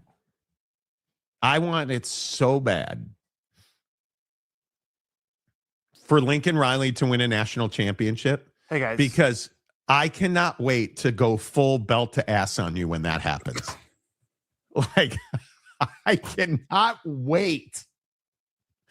It's going to be it's going to be a cold day in hell on this show. If Notre Dame ever wins a national championship, or if USC wins a national championship, don't show up here, because the violence and the gratuitous abuse that Jake is going to take that day is belt to ass. It's the fucking vernal equinox. I cannot wait. That motherfucker don't miss, man. Now, the sad part for me in my belt to ass aspirations, right? Neither one's ever going to happen, because you and I both know Marcus can't put the right number of guys on the field in big moments, and Lincoln Riley's ass as a coach. Keep it real. So the chances that I ever get to orgasmically celebrate a championship in South Bend or LA are almost none. Almost none. Yeah. But you're not a USC fan, so I mean, that's at least, Here we go. Who wins the national championship first, SC or Oregon? The answer, BYU. Pause, bro. Pause. Oh my God. Can you imagine the blue goggling that goes on this show the day they win? Listen, if BYU wins a national championship for the first time since, what is it, like 87 or whatever it was? God, you're such a jerk. You know, 1984. Oh, my bad. Sorry, my bad. You're such a hater. 1988, 74, whatever it was. Are they going to try to blow up the TV deal too, or what are we looking at? You know, is that the new culture in the Big 12, dude? Why, Jake? 1987. How does when you think BYU national championship, how does 1984 not just roll right off the tip of your tongue? Because I'm not a BYU fan. I'm just not. It's right, but you're a human. You're a human being. A human being. You know, like God. Paul didn't go in the hoop. Yeah, exactly. Exactly right. USC is the biggest disappointment. They have the best recruiting pool in their backyard, but every year they fizzle on the football field. So far, but we'll see, man. Maybe he puts it together this year. You know, I agree. He's year to year. He damn well knows he's coaching for his job. Yeah. Guy kept yelling jackass, so he got bag tagged. Exactly. Bag tag. Can you imagine? It's okay to be a priest and have some desires, James. Oh my God. Okay, what shot do you think that you could hit in front of all those people? Like right now? Yeah, you're standing there in front of thousands. Hand me a 60-degree wedge. My wedges are I can't hit an iron to save, again, the bag. I can't hit an iron to save my own bag. But you hand me a 60-degree wedge, dude. The other night at the range, and I know it's the range, it's on turf, it's not on the course, and it's not pouring rain. I'm so bitter about this weekend, but here nor there. I was hitting the flagstick at about 95 to 100 yards, swinging 70% with my 60-degree wedge. He was amazing. Can't swing an iron, but you know. Is Lincoln giving himself a pass right there? Yeah, and you're not the first one who said that about Lincoln Riley. Yeah, I think, one of the goals in coming to SC was, getting us back to where we look like a championship team, we act like a championship team, where we feel like we've got the personnel, the staff, the facilities, everything that you need to compete at the highest level and to compete for championships year in and year out. And that's been, within our time here. Of course, each and every individual year, you're trying to do as good as you can, win as many games as you can. But then also when you're building something, you have to have some big picture vision, right, about where this thing is headed. And I just, I think due to the hard work of a lot of people and USC really being all in with football and really investing in a great way, so much has come a long ways here. And the reality is our opportunities to win at the highest level, to be the type of program that we want to be, and that we know we can be, is that time is here. That time is right now. Is he giving himself a free pass? Yeah. What's the free pass? What are we saying? It's the time to win is now. And we're just going to gloss over how crappy it's been. Oh. Yeah, I don't think he was trying to do that. I think he was more trying to say that we've been building and we've been working and we've been, grinding and, he praised USC for the investment they've made and continue to make. And, so I don't think he was trying to give himself free pass. I understand that though. Yeah. I don't think it was a free pass either. I think the pressure on Lincoln Riley to win right now is immeasurable, is probably strong, but it is just looking at his record. I mean, the guy has been a very big disappointment. I mean, I don't know that there's any other way to even say it. Lincoln Riley's been hugely disappointing. What else do you even say about it? Yeah, there's not much else to say about it. That's the hard part. Is that he hasn't won enough, and every year we hear that they're back and they're going to win something, but they just haven't shown that ability. And I really thought it was going to happen when he had Caleb Williams, and it didn't. And I really thought, well, year one they were pretty good. I mean, they were pretty good, yeah, but like, there's that there's that line, right? Well, like, he still wound up crying in his mom's cleavage, Monty. Wasn't good enough to beat Utah, right? Like, wasn't good enough to win a couple of those key games that they needed to, and that's the issue. Yeah, I don't disagree with that. I think it's awfully difficult for Lincoln Riley to do anything but go to the college football playoff, and I think it's probably impossible for him to go to the college football playoff this year. His schedule, and we talked about this the other day, so I'm not trying to be redundant. I just think that it's almost impossible. It's almost impossible for him to win. I think 8 games would be miracle working. Honest to goodness, I think it would be a miracle if he won. I'm not even joking about that. Do you know how difficult this would be? For him to, I can't even imagine it, dude. For him to win 10 games, like I'm looking at their schedule. Should he be fired this year, in all honesty? And let me just double check that stack. I want to make sure that that's right. In all honesty, if Lincoln Riley wins 8 games this year, should he be fired? Depends on the nature of the 8 games, I think. I think it depends on, if you're, like, as an example, if you're one possession with Ohio State and Indiana, you're not firing Lincoln Riley. If you lose by 25 to both of those teams, you're probably firing them. If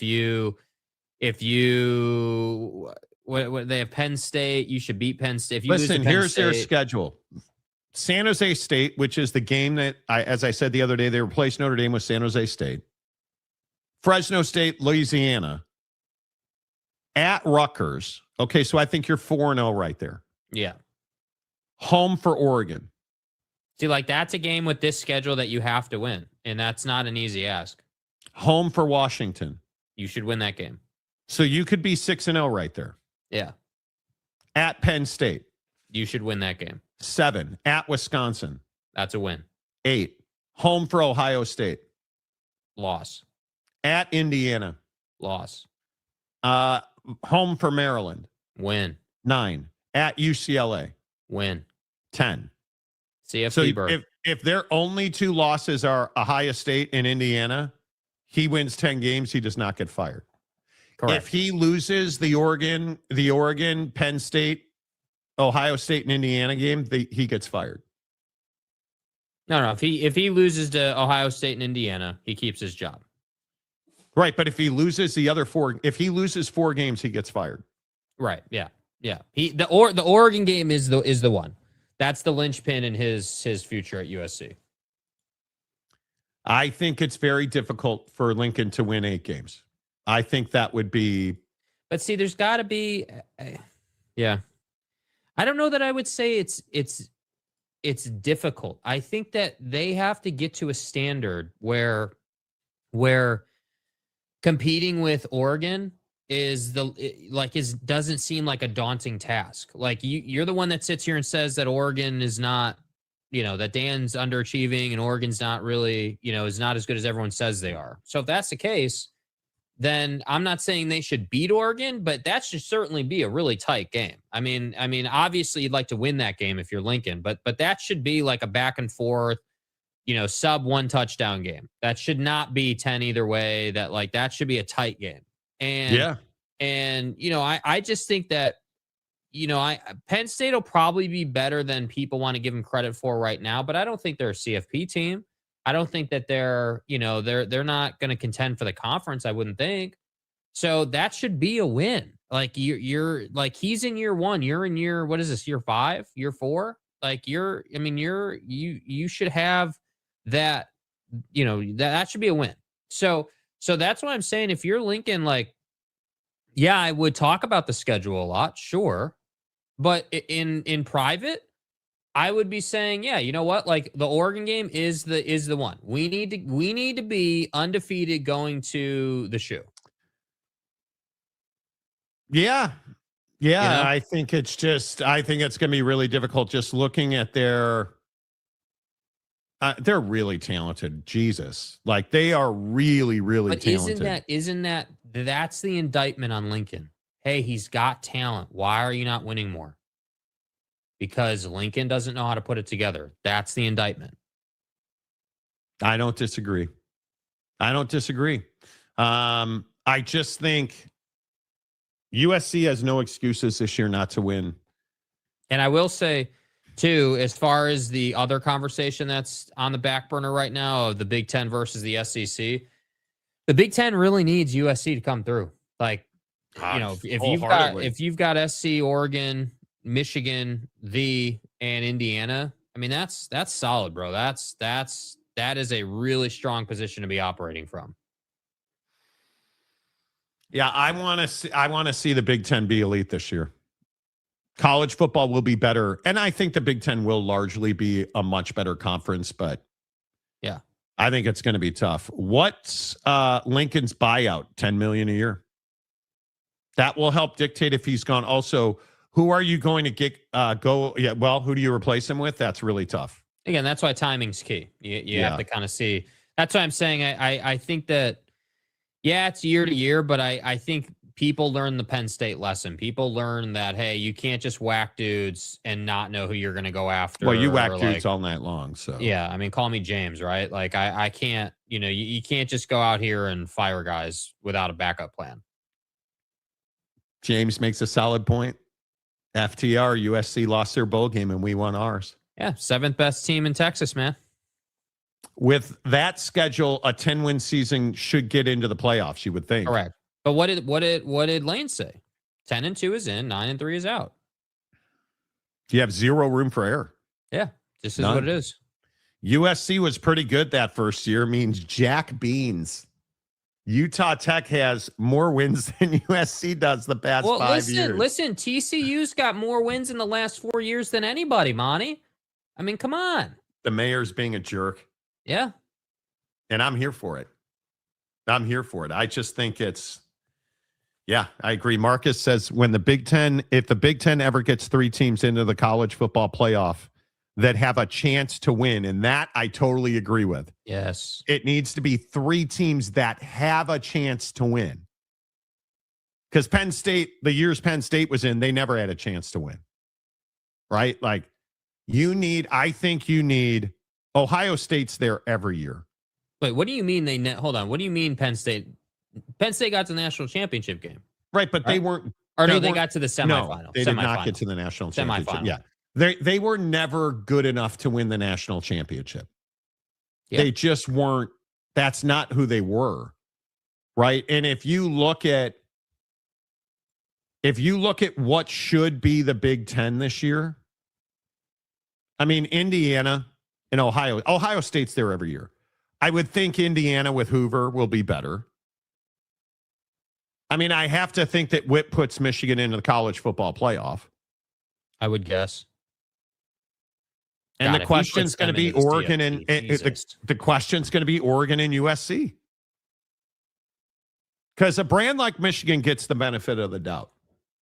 And I think Oregon gets the benefit of the doubt too. I think that we saw that last year where I'm not saying that people just look at Oregon and are like, oh, they're better than everyone. But I think there's a lot of years for Oregon where it's like people are like, remember last season, people were like, oh, well, Oregon's as good as Indiana or as good as Ohio State. And it was like, well, hold on a second. Like, no, like I'm not saying Oregon's Ohio State good. I'm just saying Oregon's a consistent CFP contributor. So for the Big Ten, the thing is, dude, what is Dan telling you? Well, when I meet Dan on the sideline for our little ice cream pillow date, talk. Yeah, for our little ice cream date, we the last time we got together, we actually had swirl. So we went chocolate and vanilla. No, swirl. you had swirl. And, you had swirl. And we did have some fries from the stand upstairs in the upper deck IPF situation, and it was solid, dude. But he didn't really give me too much intel. That was the problem. So I'm working on that. Yeah. Here's Michigan's schedule.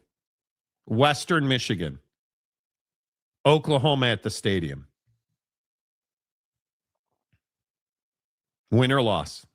Oklahoma at Michigan. Win. UTEP. Iowa. At Minnesota. Penn State. Home for Indiana. You'll lose to Penn State. On the road, they will lose to Penn State. That's at home. Oh, I thought you said that was on the road. No, that's at the Big House. No. Oh, okay. Western Michigan, Oklahoma, UTEP, Iowa, at Minnesota, home for Penn State. Okay. First loss comes home for Indiana. Yeah, agreed. At Rutgers. I mean, that should be a win, right? Yes. So that's win 7. Michigan State 8. At Oregon. Loss. UCLA 9. At Ohio State. Yeah, that's a CFP schedule. Yeah. Can they beat Ohio State, Oregon, or Indiana? I think Oregon is gettable this year. I think I think there's a chance that this conference, because of what's gone down in terms of Tosh Lapoy and Buddy leaving, Will Stein leaving, you have a dynamic here where the Big Ten is expecting to have Oregon, to have the 5, right? Oregon, Ohio State, Indiana, and Michigan. And then from there, it's like, all right, well, who's that fringe team that could push to be the 5th? And I think that there's a chance that for the Big Ten, you only have 3 because Oregon will have a letdown year after those 2 left. And then at that point, it's like, all right, like pull up Oregon's schedule. What's Oregon looking at? That we need to look at that, because if Oregon is a 9-win schedule, not a 10-win schedule, dude, Oregon has one of the easiest schedules in the country.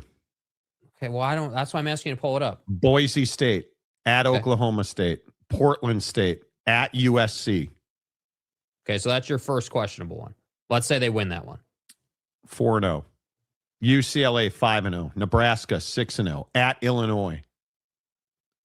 I mean, that should be 7-0, but that's one of those ones where I'm like, well, Northwestern win 8-0 at Ohio State 8-1. Michigan 9-1. Michigan State at Michigan State 10-1. Washington 11-1.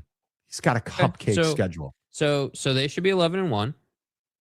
Yeah, so they'll be 11-1. So the Big Ten should legitimately and reasonably have 4 teams in the CFP. The X factor is Matt Campbell. I just don't know what to expect there. I think the X factor is Lincoln Riley.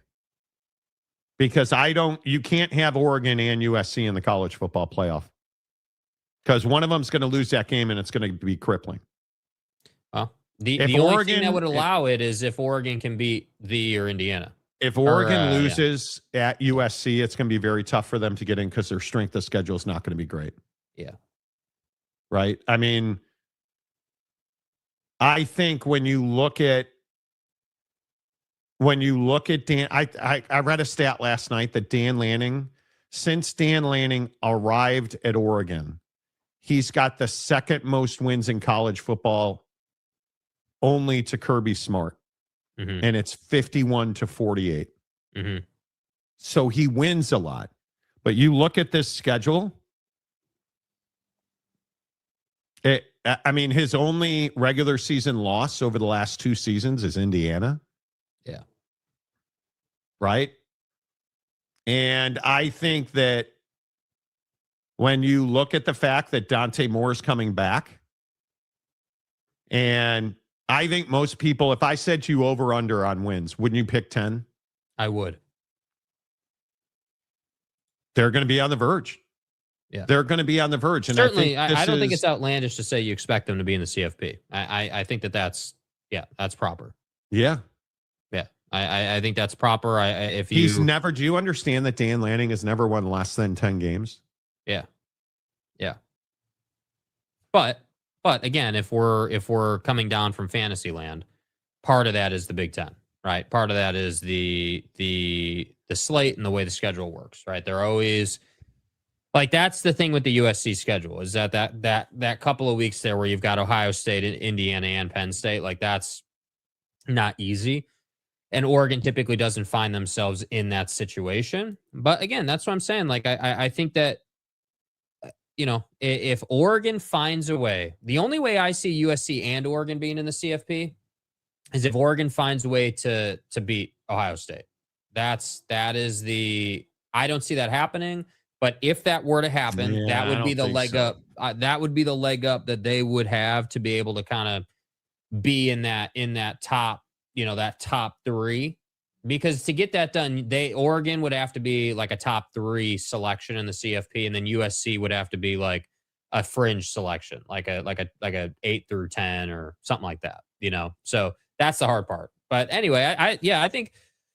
Look, this is the 9-game problem for the SEC. The Big Ten has this advantage where you've got these schedules where you can produce 10-win season after 10-win season, and you still have enough good teams on there to make it respectable. And the SEC is trying to figure out how to do that and play the strength of schedule again. And listen, I know they lost Kenyon Sadiq, but getting Dante Moore back, that might be the biggest transfer portal win of the offseason. Yeah. And then even if he gets hurt, you have fat-ass Raiola there. Ass. Yeah. Dumper. Yeah. Yeah.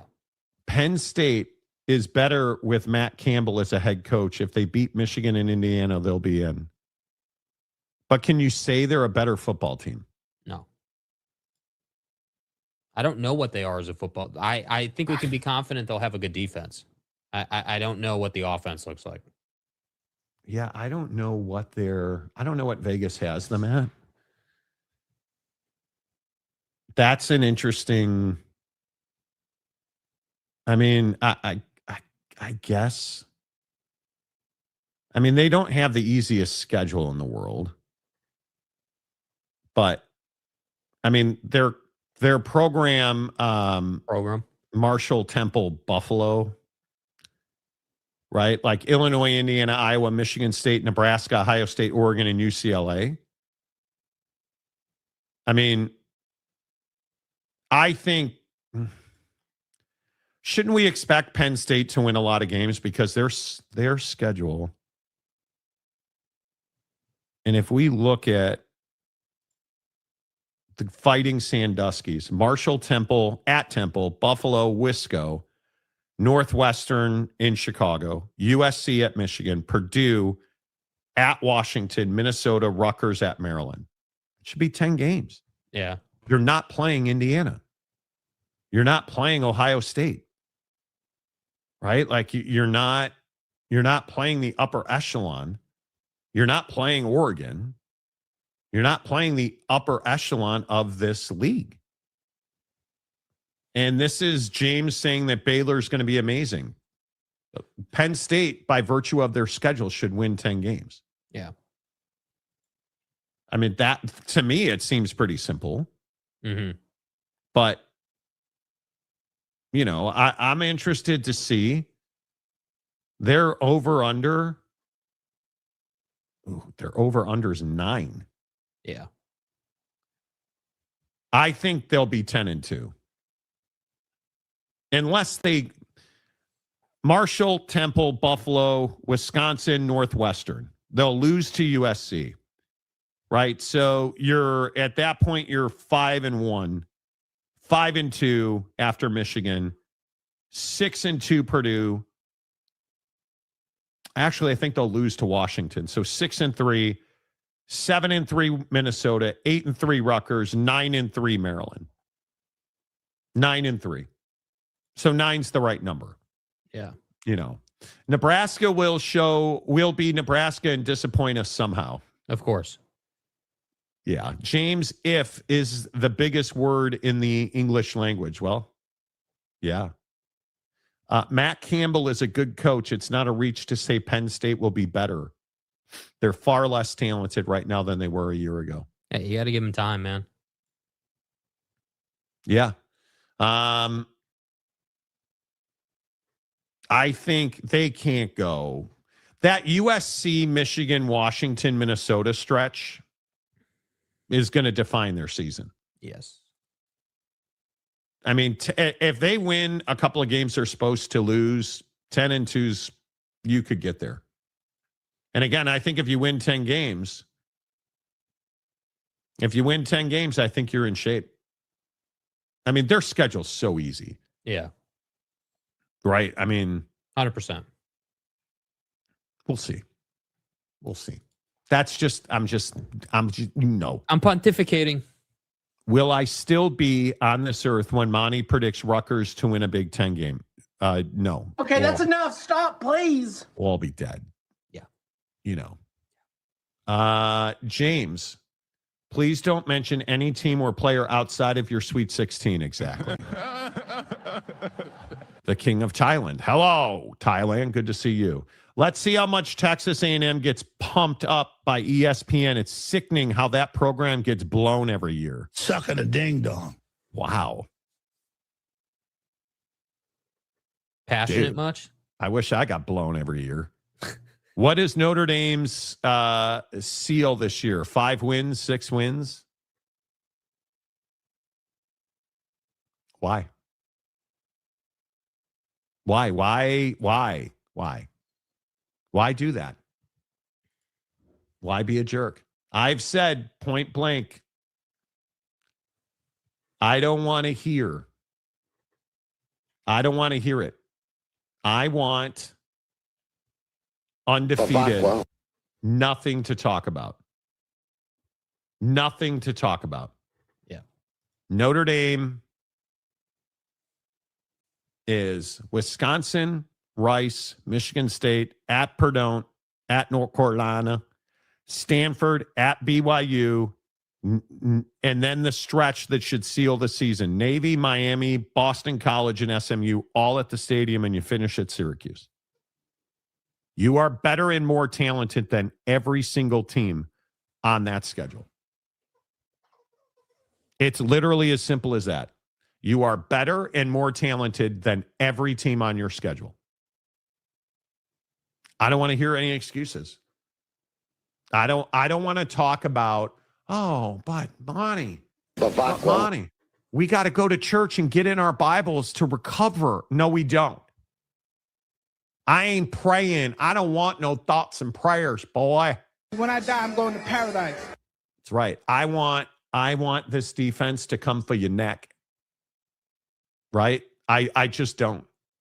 Alex says Penn State is going to be worse now since James said they will be better. I agree. Facts.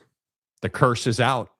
Texas A&M hype cabinet meeting. Yeah. Right? How about that ceasefire that's not a ceasefire? I hear Notre Dame had a revolutionary new defense. They only have 10 players on the field. Delaric?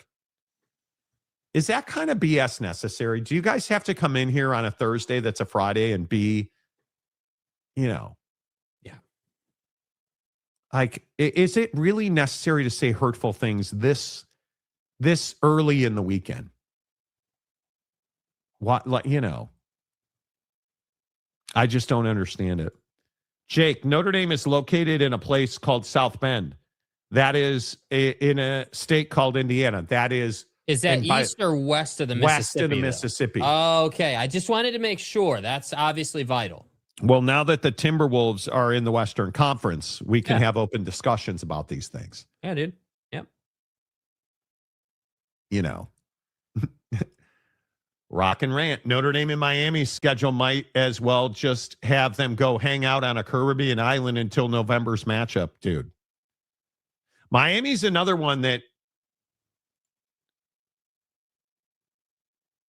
I want to be measured. Miami, dare I say, easy schedule. Stanford at the trees. Florida and A&M at Wake Forest. Central Michigan at Clemson. Here's the stretch. at Clemson, Florida State, Pitt, at North Carolina, at Notre Dame. Talk to me after that stretch and let's figure out who's what. Because when you lose Bain and Mesidor and, you've got Carson Beck getting torched by John Gruden on QBU or whatever it is, you got a lot of change on that team. And Mensa's going to be a stud. Trust me. Are you going 13-3? Are you going to the national championship again? Yeah, you're probably not. Should you lose a conference game? Yeah, you probably shouldn't. You probably shouldn't lose a conference game this year. Yeah. I think Pitt's going through significant change, and that game's in SoFlo. So I don't. Virginia Tech is going to be better, but they're not better than Miami. Boston College, Duke is Duke. North Carolina, Pitt, Florida State, Clemson, you're better than all of them. Wake Forest, 9-4 last year, 500 in conference. Dude. Come on. Is this the year that Florida State? No, it's not. No, it's not. Right? I'm really interested to see if Florida State ever wins another game. But we'll see. I look at the ACC, and I think Chris Johnson, the kid that transferred to Clemson, huge back, has to have a good year for Clemson to even compete. Right? Like, amongst all of these teams, Darian Mensah is the most important football player in the transfer portal in the entirety of the ACC. There is no more pressure on a guy than Darian Mensah. Because even if it's just because of how loud your transfer was. Right. Right? But Mensah is a stud. You look at his numbers, proven winner. Really good athlete. 4,000-yard passer, 34 touchdowns last year in the same conference. Doesn't really turn the ball over. What did he have? 6 interceptions last year? And you've just got track stars all over the place. Right? And little buddy at wide receiver is going to be a better player this year.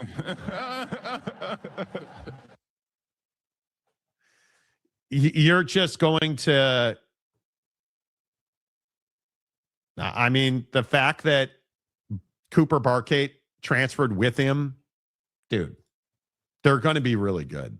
Yeah. They're going to be really good. Miami is losing Bain, Mesidor, and Scott. 3 really good players. Scott never gets the props he deserves. Totally agree. I don't think, listen, bro, I would be shocked if Malachi Toney is not a top 5 receiver in all of college football. I will pass gas on the show. I mean, don't we expect him? I think he had 1,200 yards last year. Don't you expect him to have 1,500 yards this year? Don't you expect him to put up 17, 20 touchdowns? Far better quarterback in Mensah than he had last year. Certainly. I expect a massive year. Massive year. Florida State brings in a really questionable transfer portal quarterback in Ashton Daniels to start, and he might not even beat out who they had with Sperry. I know that's been a huge spring talking point. A huge spring talking point. It's Florida State, man. Again, another school that didn't want to spend money to fire their coach. Ball didn't go in the hoop. Nope. I just don't know what Ball you didn't do. go in the hoop. If you're Florida State, they went defense, right? They went defense. The kid from Texas A&M, Kennedy something. Babakwa. Good luck. USC, only D1 football to have never played an FCS team. I don't know if that's true or not. You do anyway. Okay. FSU is a joke. What about Pitt? Aren't you a Pitt fan, Tylen? You ain't first, you're last. I think you are. I'm telling you, all I can say is if Leonard Moore, because you didn't. Google search Notre Dame Revenge Tour. And if you look at the things that Notre Dame is saying, you look at the things they're doing, you look at how much bigger CJ Carr is. Does it make it move? It twitches. Hiscock. Leonard Moore said that Notre Dame is on a revenge tour. Holden Middick. And the thing that I think is really interesting, they're openly talking about, they're not talking about being snubbed last year. They're talking about making it right. They're talking about winning to shut everybody up. They're saying all the right things. They're doing all the right things. They look incredible. And yet they will find a way to crap themselves in a big moment. Unless they don't.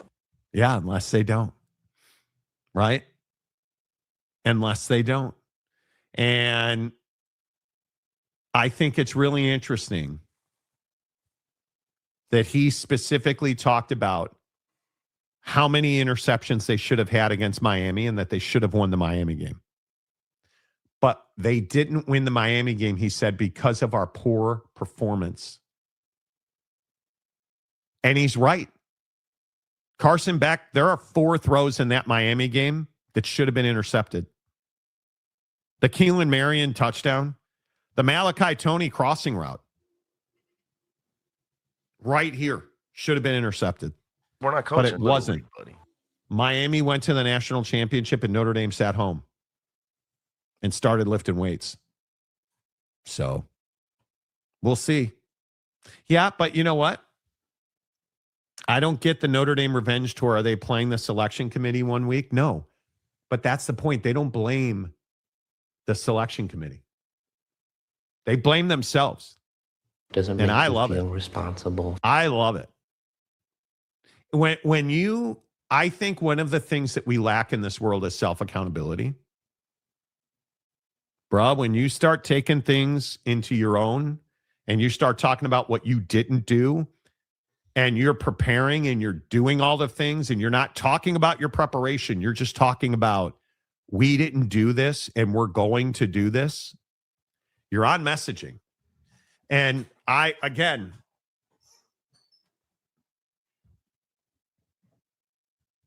don't want to hear if Marcus Freeman doesn't go undefeated, fuck him. Like, fire him. I don't want to hear the excuses. I don't want to hear the excuses. We should have scheduled you, James. My bad, dude. You mean Oak State or TCU? Which one?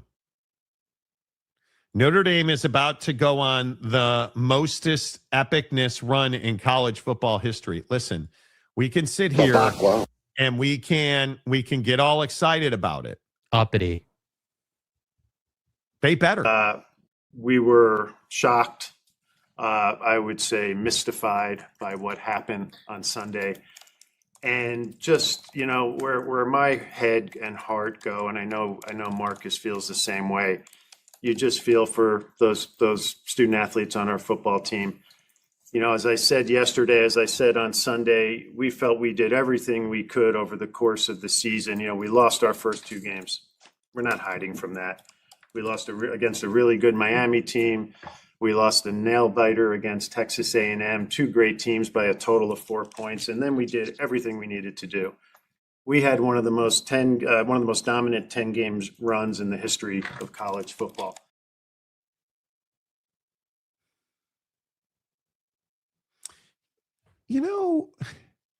When you're you're laying in bed, we're flags up the pole, and then all Sucking a ding dong. you hear that knock on the door, or your mom calls you and she's like, hey, dad died. And then all of a sudden, that's the last thing you're thinking about, right? And so you can't, you can't plant your seed. I need a dick. When Pete Bavacqua talks, I want to kick puppies. The biggest load that we've seen. I want to call new babies ugly. I want to walk through maternity ward and see young parents holding their children and tell them, God, your baby's ugly. Come on, dude. That's what Pete Bavacqua makes me feel in my soul. Right? I don't know. That was probably too much. I hate Pete Bavacqua. Shut up. Nobody wants to hear from you. Yeah. The greatest 10-game stretch ever. Everybody needs to get a life, bro. This is what I want to see from Notre Dame. Right? He's a host. I want that known. Go beat people, man. Go beat the Packers. Yeah, man. But don't ever forget. Better is the key, man. That needs to be our word in here. Better. We're not worried about just being the best. We got to get better every day. All right? So a better you makes a better CU. All right? Look at the a better you makes a better CU. And don't forget about this every day you work out. They thought they buried us, but they didn't know we were seeds. You got me? So remember that every day. Stay hard. Bro. Telling you. Whatever he's on, we need it. South Bend energy, buddy. That's what we need. Undefeated. That's all I want to hear. Yeah. He's a used car salesman. Talk to him. You need a shower. Bavacqua? Yeah. I got it wrong. Not 10-man defense. It was a 10-man offense. That's the new Notre Dame. 2 out of 3 snaps, Notre Dame didn't have enough men on the field defensively at the goal line against Ohio State. I'm not too familiar with that. I'm unfamiliar with it. Get mystified. Show me the power, child. I'd like to say that I'm down on my knees today. Nobody cares. Nobody cares. PDB and Mark Harland at a bar, and Pete said, boy. look at what I said. Mark Harland said, hold my beer and watch this. Yeah, that's stupid. Ugh. Not everyone can plant their seed and watch it grow. Well, it's just frustrating. That's all. Real quick. Did North Carolina overpay for Michael Malone? Michael. I meant to throw this out yesterday, and I didn't. $7.5 million a year, no less than 6.75 in rev share. A $4 million assistant coaches pool. And they got to pay him $8 million up to 2027. It feels like that's a lot of money, and it feels like they overpaid for Michael Malone. Yeah, I mean, it's hard to answer that question until we see what he can produce. I think you would have probably paid on par with that or more for Tommy Lloyd and some of the other guys you were trying to get after. Oh, you mean guys who have actually won games in college before? I would agree with that. I know this guy, he's an ass head coach, and he's going to be terrible. And, they'll fire him after a year. We know that. But, It's not that he's an ass head coach, bro. The issue is he's never won a college basketball game. Oh, I'm sorry. He's never coached a college basketball game as the head coach. And we've seen guys that have coached in the NBA come to college basketball and not do well. Yeah. I mean, I don't know. I guess maybe I'm just foolish around my belief in him. I think that he has the right mentality. I think he can relate to players. I think that, yes, he has a lack of experience in college. That's not really to be disputed. It's a lot of money, man. At the same time, though, I think he's very capable of doing a good job. And I think, everyone just wants to say it was Jokic and give Mike no credit. But the reality is nobody's saying that. Come on. Oh, I think a lot of people are saying that. I think a lot of people are saying he's had the MVP and that has contributed to him and his success at the NBA level. Like a lot of people are saying that. All right. Bryson DeChambeau is standing on the tee at the Masters. I believe it's Bryson, Rory. It is Bryson and Rory. And I think Xander Schauffele's in that group as well. And Bryson's going to lead them off. How nervous would you be standing on the first tee at the Masters? Yeah, wow, my wife is wearing azaleas today. Wow. I bought her a Roback azalea quarter zip, and she put it on today. Yeah. Roback's where it's at, dude. All right, here's Bryson's first swing at the Masters, and it's a 3-wood. And he crushed it. Right down the middle. I don't know if it's right down the middle. It might be right side. No, it is right down the middle, yeah. Pretty short, though. But we'll see. The Masters is officially underway because Bryson DeChambeau. Can't wait for another it's John Matt Rahm Fitzpatrick. choke job. It's Matt Fitzpatrick. I thought it was Rory and Bryson. It is Rory and Bryson. They play in threes. Interesting. Okay. Matt Fitzpatrick is a contender this week, for sure, if he can compose himself. And I do appreciate he steps out of his driver swing like I do. Yeah. Oh, and he hit it into the pine straw. Oh, it's off a patron at the Masters. Oh, I guess Pulled it way playing left. together today. Okay. I thought they were. No, they're not. Xander. That's what I thought. We'll see what happens with Rory. Xander Schauffele, Matt Fitzpatrick, and Bryson DeChambeau. It's a hell of a group. Yeah. I'd love to see Schauffele win the Masters. That would be outstanding. I would love to see Xander win it. I'd like to see Rory go back to back. That's my guy, but yeah, Xander's had a bit of a quiet year so far. Kind of needs to get going a little bit. he's playing very, very good golf, though. Yeah. So he's got such an easy swing. What a dick. Dude. He's got to simplify things, man. Right down the middle. My driver swing's actually pretty good right now. Yeah. I'm pretty happy with it. Yeah. So we're underway at Augusta. Let's go. Let's go, baby. All right. Is the Masters one of those events you really get excited about? It is, yeah. I look forward to it every year. I think if you're not watching the Masters, even if you're working while you're watching it, I still think it's great to have it on and great to watch. And it just is, again, this is where having the ESPN situation really comes through, because you can watch different groups and, there's just all kinds of different, things that you'll see, different shots, different guys being in trouble in different places. And, I absolutely look forward to it. It's certainly a mark it on the calendar event. I think it is a mark it on the calendar event. That's to me, that's what it is. I think it's huge. I think it is a really important event. I think in the grand scheme of things, there is no question. I love that we can, and I know people hate ESPN.